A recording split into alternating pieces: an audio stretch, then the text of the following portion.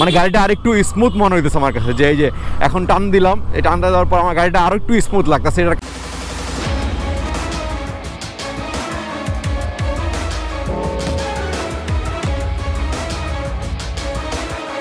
একটা সময় ছিল, একটা সময় বলতে এই তো 2 বছর আগে, 2-3 বছর আগে একটা সময় ছিল যখন ভ্যালেন্টাইন্স ডে আসলে ওই দিন আমি সিঙ্গেল স্ট্যাটাস দিতাম।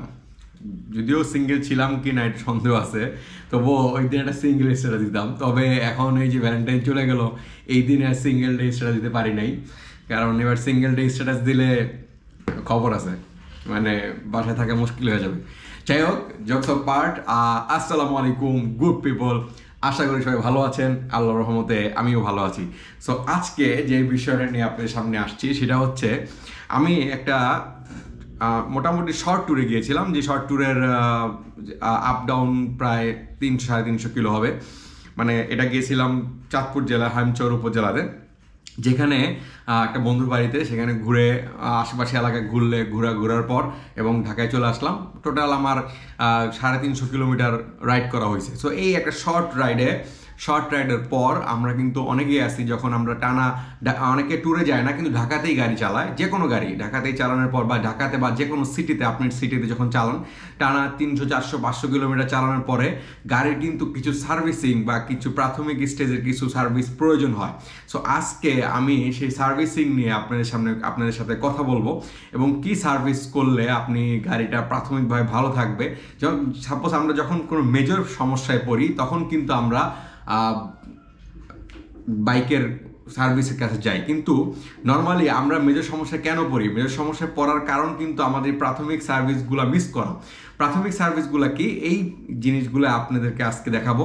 আপনি সাধারণত ধরেন যে, যদি আপনি মনে করেন যে ডাক্তাররা কি বলে, আমাদের 2 বেলা দাঁত মাজতে, যদি আমরা 2 বেলা দাঁত না মাজি, যখন আমাদের দাঁতে পোকা হয় তখন কিন্তু আমরা দাঁতের দোকানে, ডাক্তার কাছে যাওয়ার পরে দাঁতের চিকিৎসা করাই, কিন্তু এটা কিন্তু মেজর প্রবলেম হওয়ার পর। কিন্তু প্রাথমিকভাবে যদি আমি দাঁতটা প্রতিদিন রাত্রে এবং সকালে দাঁতটা মাজি, তাহলে কিন্তু আমার দাঁতের এই প্রবলেমটা থাকতো না বা দাঁতের প্রবলেমটা হতো না। সো এই জিনিসটা নিয়ে আমি সামনে আসছি, যে আমরা যে প্রাথমিকভাবে যে 300-400 কিলোমিটার চালাই, কোনো মেজর প্রবলেম ধরা পড়ে না, মেজর থাকে না, কিন্তু তারপরেও যেই ছোটোখাটো জিনিসগুলো আমরা ভুল করে মিস করে যাই, সেই জিনিসগুলোই আজকে আপনাদের সামনে তুলে ধরবো। সো ট্যুরের পরে কি করতে হবে, যে আমি 300 কিলোমিটার ট্যুর, এতক্ষণ বললাম 300 কিলোমিটার ট্যুর দিলাম, 350 কিলোমিটার ট্যুর প্রায়। সো এই ট্যুরের পর আমার মেজর কোনো প্রবলেম নাই। সো যেই প্রাথমিক স্টেজ, যেটা সবারই করা উচিত, সেই জিনিসটা এখন আমি আপনাকে দেখাবো।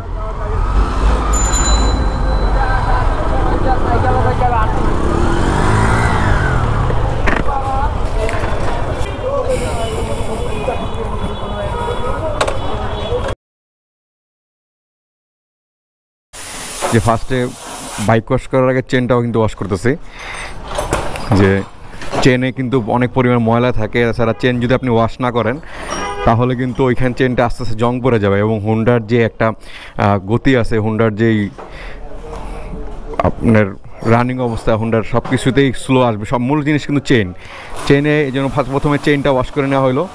এখন মূলত আমার গাড়ি পুরোপুরি ওয়াশ করা হবে, যেটা প্রাথমিক স্টেজ। যেহেতু আমার গাড়িতে কোনো প্রাথমিকভাবে কোনো মেজর কোনো প্রবলেম ফেস করিনি আমি এই 300-350 কিলোমিটার বাইক চালানোর সময়, এই জন্য সরাসরি এসে বাইক ওয়াশে দিয়ে দিছি। কিন্তু যদি আপনাদের কোনো সমস্যা থাকতেই পারে, তখন আগে কিন্তু ওই সার্ভিসিংটা করাই নেবেন, দেন আপনি ওয়াশ করাবেন। আর গাড়ির ওয়াশ কিন্তু মূল, যে কোনো ট্যুরে যাওয়ার পরপরই গাড়ির প্রথম কাজ হচ্ছে আইসাই ওয়াশটা করানো। প্রথমে চেনটা ভালোভাবে পরিষ্কার করা অ্যান্ড দেন ওয়াশ করানো। তো এই যে এখন গাড়ি ভালোভাবে ওয়াশ করছে। আর আমি বিফোর লুকটা গাড়ির দেখাবো এবং আফটার লুকটা দেখাবো, গাড়ির লুক কী ছিল এবং কী হইতেছে।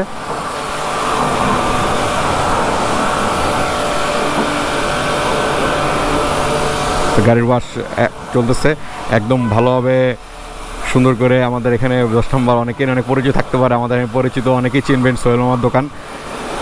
তো এইখানে এসে ভালোভাবে পরিষ্কার করানো। প্রাথমিক স্টেজে বাইকটা সুন্দরভাবে পরিষ্কার করে দেন প্রথমেই চেনটা কিন্তু ভালো করে তেল দিয়ে পরিষ্কার করে নিছে, যে কারণে চেন সবসময় বাইকের মূল একটা জিনিস। চেন সবসময় যদি আপনি তেল দিয়ে, অয়েল দিয়ে ভালো রাখেন, তাহলে কিন্তু আপনি পুরো গাড়ির একটা বেটার পারফরমেন্স পাবেন। যাক, ওয়াশ চলতেছে প্রাথমিক স্টেজ, যেহেতু আমার কোনো প্রবলেম নাই, তো প্রথমে ওয়াশটা সেরে নেই। Bike bike wash complete. এখন যেই একটা আমরা যখন একটা ট্যুরে যাওয়ার পর, ট্যুর থেকে আসার পরে যে মূল কাজটা থাকে, আমি বিফোর যে বাইকের লুকিং ছিল, নিচে ময়লা, কারণ স্বাভাবিকভাবে বাংলাদেশে যা কন্ডিশন, এছাড়া ওয়েদারে রাস্তাঘাটে পানি থাকে, ময়লা থাকে। আপনি যদি এই ময়লাটা প্রথমে পরিষ্কার না করেন, তাহলে কিন্তু আপনার যেই স্পকেট আছে, তারপরে ভিতরে ইঞ্জিনের ওই সাইডে ময়লা জমতে এক সময় ওইখান থেকে কিন্তু জং পড়া শুরু করে, যা ইঞ্জিন এবং আপনার চাক্কা বলেন আর চেইন সব কিছুর জন্যই একটা বিরাট ক্ষতির কারণ। এই জন্য প্রথমে ট্যুর থেকে আসার পরপরই, ট্যুর থেকে যখন আসলেন সেদিন যদি সময় না পান, তার পরের দিনই বাইক ওয়াশ করে নেবেন। বাইক ওয়াশ একদম সুন্দরভাবে ওয়াশ করার পর দেন এটার এই যে হাওয়া মানুষ পানিটা পরিষ্কার করবেন, পরিষ্কার ওরাই করে দেবে। প্রথমে আমি তখনই বললাম যে চেইনের ব্যাপারটা, চেইন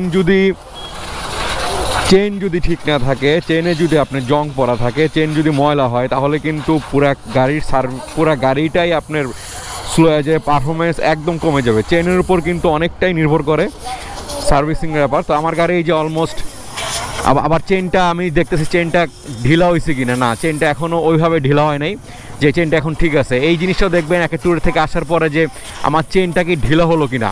যদি চেইনটা মানে লুজ হয়ে যায়, তাহলে কিন্তু এটা টাইট করে নিতে হবে। আমার চেইন দেখতেছেন যে একদম আলোর মধ্যে পরিষ্কার, যে কোনো জং টং পড়ে নেই, কারণ আমি সবসময় এসেই প্রথমে চেইনের কাজ করি, চেইন ভালোভাবে পরিষ্কার করে নিই, দেন আপনার অন্য কাজ। দেন 2 নাম্বার যেই মূল, ফার্স্টে আমি সার্ভিসিং করলাম, সার্ভিস সব ইনক্লুডিং। সেকেন্ড হচ্ছে চেইনের কথা বললাম, চেইন পরিষ্কার করার পর চেইনে আমি একটু মোবিল দিব। এরপরে 3 নাম্বার কাজটা যেটা হলো আপনার টায়ার প্রেশার। যে আমার টায়ার প্রেশার ঠিক আছে, কারণ আমি টায়ার প্রেশার মাপাইছি কিছুদিন আগেই, কিন্তু আপনারা এসেই কিন্তু টায়ার প্রেশার মাপবেন, যে টায়ার প্রেশারটা একটা ট্যুর থেকে আসার পরে কিন্তু টায়ার প্রেশার কমতে পারে। টায়ার প্রেশার ঠিক করে টায়ারটা ঠিক করে নেবেন। আমার ফেজারের জন্য টায়ারের যে রিকমেন্ডেশন, ফ্রন্ট টায়ারে যাবে হলো 28 আর রেয়ার টায়ারে যাবে হলো 33, যেটা এখানেও রেকমেন্ডেশন, এখানে কিন্তু লেখা আছে টায়ার ইনফরমেশন। ফ্রন্ট টায়ার দেওয়া থাকবে 28 এবং রেয়ার টায়ার 33, গাড়ির মধ্যেই লেখা থাকে। সো অনেক সময় টায়ার যদি আপনি বাড়ায় দেন, টায়ার কিন্তু বাড়ায় দেওয়ার কারণে টায়ারে যদি প্রেশার বেশি থাকে, তাহলে কিন্তু অনেক সময় গাড়ি স্কিড করার সম্ভাবনা থাকে। সো টায়ারের প্রেশারটা কিন্তু খুব একটা ইম্পর্টেন্ট জিনিস, যেটা সবসময় ট্যুরের আগে অবশ্যই দেখবেন এবং ট্যুর থেকে আসার পরে ওই জিনিসটা দেখবেন। সো এটাই হচ্ছে আমাদের প্রাথমিকভাবে যে 3টা কাজ গাড়ির, সেই 3টা কাজ আমি বললাম। যেহেতু আমি নর্মালি বেশি লং ট্যুরে যাইনি, জাস্ট 300 কিলো, অনেক সময় লং ট্যুরে গেলে লং ট্যুরের ভিতরেই, মানে ওইখানে যখন দূরে কোথাও গেলেন, সাপোজ কক্সবাজার, সেইখানেই প্রয়োজন পড়বে আপনার যে কোনো সার্ভিসিংয়ের, যেমন তেল দেওয়া, মোবিল অয়েল দেওয়া, তারপরে ক্লাস পেটে অয়েল দেওয়া লাগে, সেটা লং ট্যুরে সার্ভিস পড়বে। কিন্তু আমি যেহেতু শর্ট ট্যুরে গিয়েছিলাম, এখান থেকে চাঁদপুর আসা যাওয়ার মধ্যে আমার 350 কিলো গেছে, সেই জন্য ঢাকায় এসে আমি বাকি কাজগুলো করলাম। এখন যে জিনিসটা দিতেছে সেটা হলো অয়েল, মানে এই যে কেরোসিন দেওয়ার মাধ্যমে আপনি কিন্তু এই যে ইঞ্জিনের যে ময়লাগুলো, সেই ময়লাগুলো সব দূর হচ্ছে। অয়েল দেওয়া কমপ্লিট, কেরোসিন সুন্দরভাবে মেরে দিল গাড়িতে। গাড়ির ভিতর বাহির দেখেন সব কানে কিন্তু গাড়িটা আমার চকচক করতেছে। আর যে কোনো যদি ময়লা থাকে, এই ময়লাগুলো সব কিন্তু চলে গেছে এখন। কিন্তু এটা শাইনিংয়ের জন্য, এই শাইনিংয়ের এটা ইউজ করতেছে, যেটা গাড়ির আপনার যে গাড়ির যদি দাগ টাক থাকে, এটা কিন্তু ওয়াশের পরে এই শাইনিংটা করলে আপনার কিন্তু গাড়ি একদম ফুল চকচক, মানে নতুন যখন বের করছি গাড়ির মতো সেরকম। আমি যখন গাড়ি ফুল কমপ্লিট করব, তখন একটা ভিডিও দেখাবো যে গাড়িটা যে ভালোভাবে কমপ্লিট হওয়ার পর, যে একদম শোরুম থেকে বের হওয়ার পর যেরকম লাগে সেরকম করে দেওয়া হয়েছে। তো প্রত্যেকটা সময়, সবসময় যখন ট্যুর থেকে আসবেন, তখন এরকম একটা যদি প্রাথমিক স্টেজে ওয়াশ এবং যে কাজগুলো বললাম সেগুলো করে রাখেন, গাড়ি কিন্তু আপনার বেটার পারফরমেন্স দিবে।